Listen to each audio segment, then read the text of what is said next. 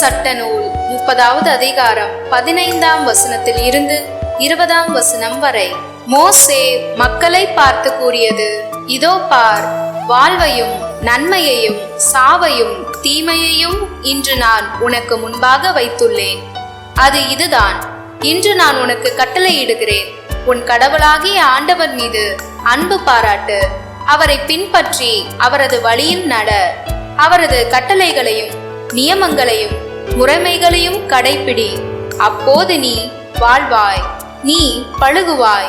நீ உடைமையாக கொள்ளப்போகும் நாட்டில் உன் கடவுளாகிய ஆண்டவர் உனக்கு ஆசி வழங்குவார்.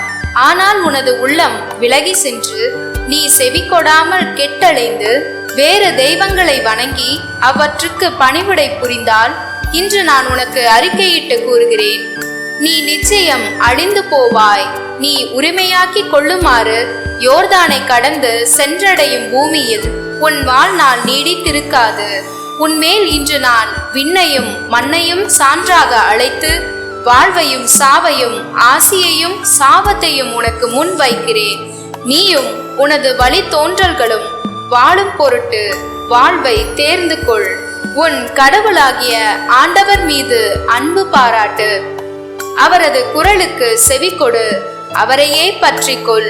ஏனெனில் அவரே உனது வாழ்வு, அவரே உன் நீடிய வாழ்வு. அதனால் ஆபிரகாம், ஈசாக்கு, யாக்கோபு என்னும் உன் மூதாதையருக்கு கொடுப்பதாக ஆண்டவர் கட்டளையிட்டு கூறிய நாட்டில் நீ குடியேறுவாய். லூக்கா 9வது அதிகாரம் 22ஆம் வசனத்தில் இருந்து 25ஆம் வசனம் வரை.